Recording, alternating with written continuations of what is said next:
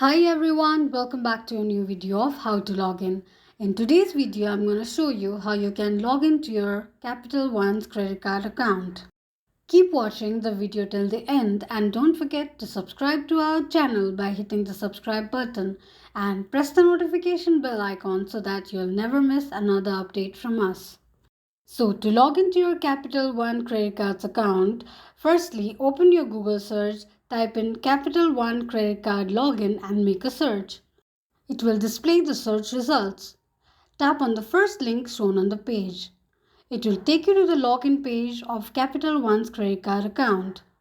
In order to log into your account, enter your user ID and password associated with your account. In case if you have forgotten your password, click on Forgot Password. You can click on Remember Me if you want your username and password to be remembered next time you log into your account. Now, after entering your user ID and password, tap on Login. This is how you can log into your Capital One credit cards account quickly and easily just in few steps.